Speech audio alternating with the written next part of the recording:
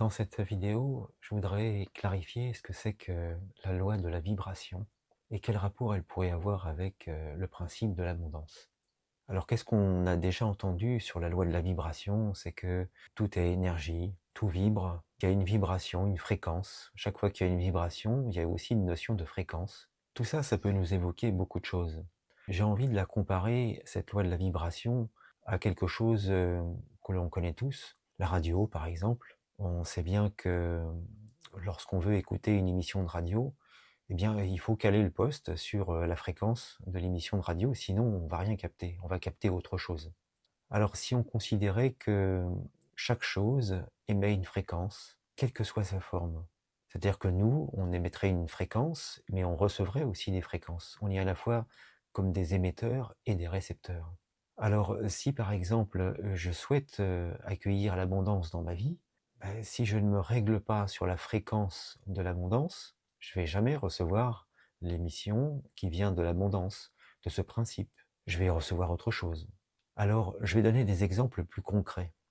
Lorsque, par exemple, on est dans une situation difficile, une situation où on éprouve du manque. À votre avis, qu'est-ce qu'on émet comme fréquence dans un moment comme celui-ci? Est-ce qu'on est vraiment sur la fréquence de l'abondance? Non, on est sur la fréquence du manque. Et donc, qu'est-ce qu'on va recevoir? On va recevoir tout ce qui fait référence au manque. Et ça fonctionne comme ça. Alors, si je veux recevoir quelque chose qui vient du principe de l'abondance, il va falloir que je me cale sur cette fréquence. Alors, maintenant que je sais tout ça, qu'est-ce que j'en fais et comment est-ce que ça peut m'être utile dans la vie courante? Alors, ce qu'on peut ajouter, c'est qu'il y a des notions de fréquences élevées et des fréquences qui sont basses. Qu'est-ce que c'est qu'une fréquence basse? À quoi ça correspond exactement?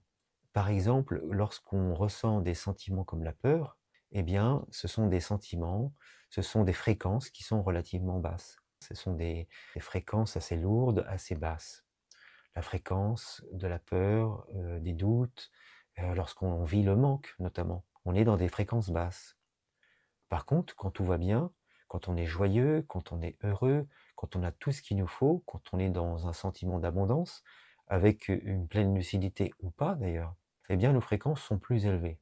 Alors la difficulté, c'est justement lorsqu'on est dans une situation qui nous fait vivre le manque, ça va être difficile de faire vibrer notre fréquence plus haut, puisque jusqu'à présent, on vit ce manque, on émet une fréquence qui est basse, et tout ce qui nous répond autour de nous a la même fréquence, ou des fréquences voisines, des fréquences qui sont basses. Si on a des peurs reliées à ce manque, par exemple des peurs que ça s'aggrave, qu'on ne s'en sorte jamais, la perte des revenus, etc. Eh bien tout ça, ça va entretenir cette peur, cet sentiment de manque et le manque lui-même. Tout ça, c'est sur la même fréquence, c'est en harmonie totale. Alors comment est-ce que je peux réussir à élever mes vibrations jusqu'à ce que j'arrive au niveau de la fréquence de l'abondance ou de la fréquence de la joie? Et là, on va rester sur cet exemple-là. C'est un exemple qui parle à tout le monde. On a une idée de l'abondance, on a tous vécu à un moment donné le manque, la peur de perdre ce qu'on a. La loi de la vibration, eh bien, elle dit ceci d'une façon très générale, c'est-à-dire qu'on va attirer vers nous tout ce qui a des fréquences voisines à celles qu'on émet en ce moment. C'est-à-dire que si j'émets des fréquences de joie, si je suis au même niveau, au même niveau d'élévation de la fréquence de la joie, eh bien, il va m'arriver des choses joyeuses. Je vais les regarder comme des choses joyeuses. Je vais attirer les gens joyeux. Et puis, ça semble logique, tout ça. On n'est pas très attiré par des gens qui sont tristes. On y réagit lorsqu'on a soi-même une tristesse. Mais lorsqu'on est dans un sentiment de joie, eh bien, que lorsqu'on voit des personnes joyeuses, eh bien, ça va entretenir tout ceci. Ça va nous sembler très simple. Alors, l'intérêt d'une vidéo comme celle-ci, c'est justement lorsqu'on n'y est pas, lorsqu'on est dans un sentiment de manque. Et c'est pas simplement un sentiment. On peut être dans une véritable situation qui nous fait manquer, qui nous fait vivre ce sentiment de manque. On a pu perdre notre travail, perdre nos indemnités, par exemple, avoir retrouver un travail mais avec un salaire moins élevé. Tout ça, ça nous fait sentir le manque, puisqu'il y a une différence qui s'établit entre ce qu'on avait avant et puis ce qu'on a maintenant. Le fait qu'on ait perdu quelque chose et qu'on puisse perdre autre chose, ça va encourager encore à rester dans ce sentiment de manque parce que il est alimenté par la peur que ça dégénère et qu'on ne s'en sorte jamais. À présent, voilà, on va regarder pourquoi élever nos fréquences de vibration. Pourquoi élever nos vibrations pour manifester l'abondance?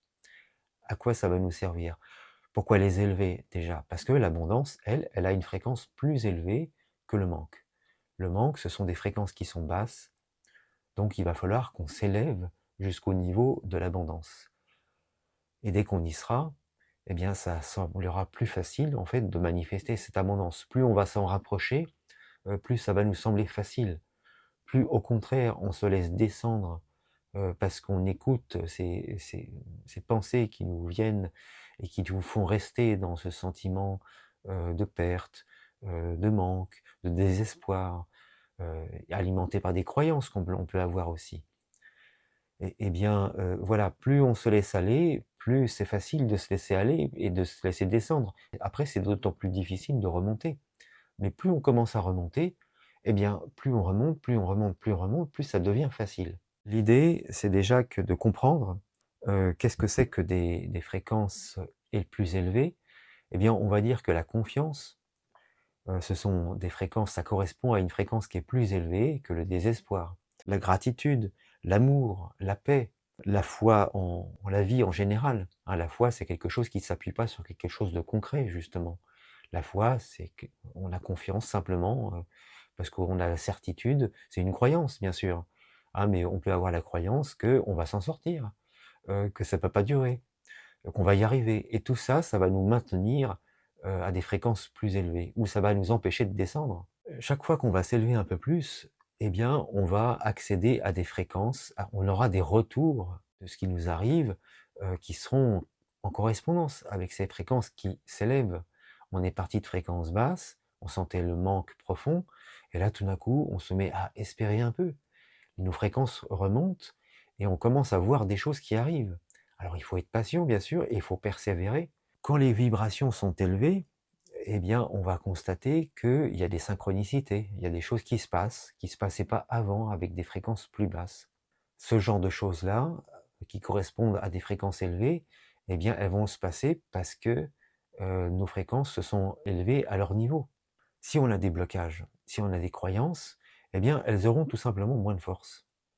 Peut-être qu'elles seront encore là. Il va falloir faire quelque chose par rapport à ces croyances. Je peux avoir des croyances qui sont familiales, des certitudes que ça sert à rien de se battre dans la vie. De toute façon, on est condamné dès la naissance à vivre ce qu'on a à vivre et puis c'est tout, il n'y a rien à faire. Tout ça, c'est une croyance. Je peux avoir une croyance complètement inverse, que ben non, il faut se battre. Tout n'est pas gagné, il faut simplement le prendre, c'est tout. Et puis si ça marche pas tout de suite, eh bien on réessaye autre chose, ou on continue, on persévère, et voilà. Ça aussi, c'est une croyance. Mais ça va faire beaucoup de différence. Les opportunités, elles se présentent avec plus de fluidité. Il y a des choses qui vont se présenter à nous, qui vont comme être une réponse à cet élan que l'on a, à croire en ce que les choses vont s'arranger. Par ce biais-là, on va élever nos fréquences.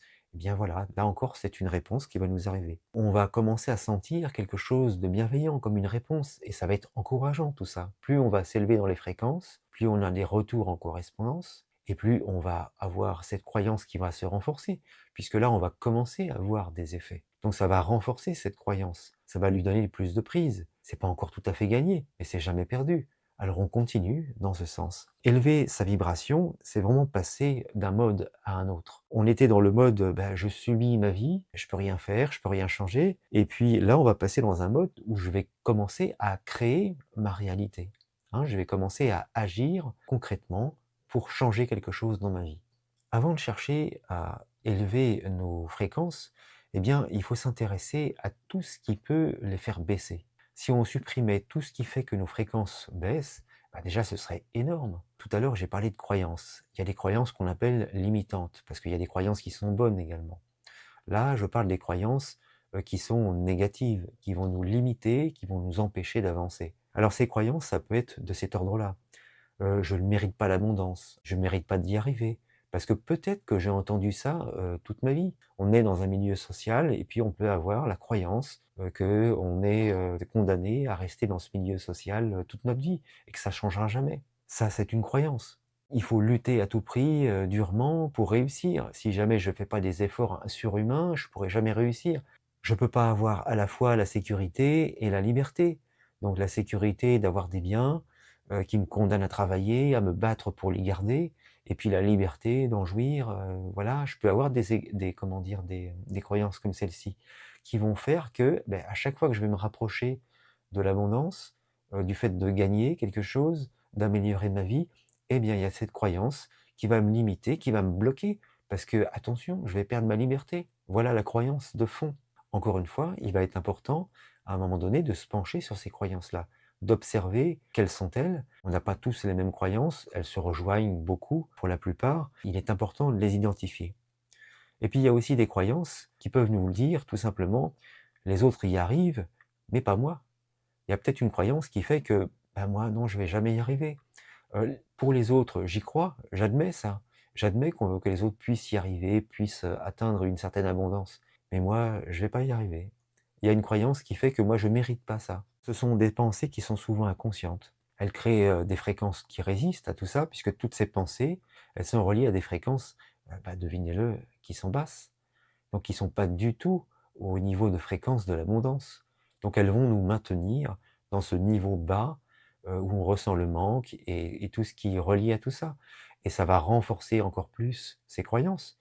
Puisque qu'est-ce que je vois dans ma vie quand je suis dans le manque? Je vois du manque, je vois du désespoir, et cetera. Et tout ça, c'est en harmonie d'une certaine façon. Donc ça va s'entretenir et ça va me maintenir, bah, à cette fréquence basse. On va voir maintenant qu'est-ce qui se passe avec d'autres croyances. Il y a d'autres facteurs, qui font qu'on peut également affaiblir nos vibrations. Comme par exemple, bah, se comparer tout le temps, se culpabiliser, s'analyser tout le temps, se critiquer. Ça peut être des attitudes qui sont complètement inconscientes, mais qu'on a adoptées de nos parents, parce que nos parents, on les estimait jugeants, peut-être qu'ils l'étaient, peut-être qu'on est tout le temps en train de se dévaloriser également. Il y a des choses, qui nous ont aussi, éloignés de nos ressentis, comme, le manque d'écoute de notre corps. Notre corps a beaucoup de réponses à nous donner. À quel moment on écoute vraiment les signes de notre corps, les sensations qu'il éprouve, tout simplement? Et puis le désalignement entre ce qu'on pense, ce qu'on ressent et puis, ce que l'on fait. On n'est pas toujours aligné. Il y a des fois, on essaye d'aller dans un sens. Imaginons que je prétende vouloir atteindre l'abondance, améliorer mon niveau de vie, mais je suis tout le temps en train de me plaindre. Eh bien, qu'est-ce qui va se passer? Tout ce que je construis en mettant des actions en place, je le démolis par le fait que, ben voilà, je suis dans une insatisfaction, complète et totale et permanente. Donc tout ça, ça va me maintenir dans un niveau bas de fréquence. Effectivement, souvent, ces pensées, elles nous viennent comme ça malgré nous. On va voir comment est-ce qu'on va pouvoir, changer quelque chose à ce niveau-là. On est bien d'accord que si on continue d'agir et de penser comme ceci, ça va pas marcher. Si on fait un pas dans un sens et puis un pas dans l'autre sens, on va pas avancer beaucoup. En résumé, tout est vibration. Tout ce que nous émettons, ça revient vers nous. C'est-à-dire que si je pense quelque chose, si je dis quelque chose, si je fais quelque chose, il va y avoir un retour. De quelque forme que ce soit, il y aura un retour. En élevant notre fréquence intérieure, par nos pensées, nos émotions, nos choix, nous devenons des aimants qui attirons l'abondance, l'amour, la paix, tout ce qui résonne avec des fréquences élevées.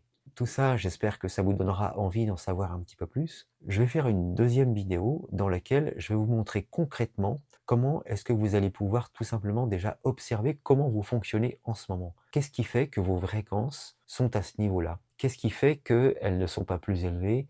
Qu'est-ce qui fait qu'elles ont tendance à vous maintenir là où vous êtes? Je vous dis à très bientôt. On fera donc cet exercice ensemble. Je vais vous guider. Je vous montrerai également un document sur lequel vous allez pouvoir vous appuyer. Il s'agit d'un exercice que vous allez faire tout au long d'une semaine. Ce sera une phase d'observation. Je vous expliquerai tout ça en détail dans la prochaine vidéo. Je vous dis à très très bientôt. Bonne journée.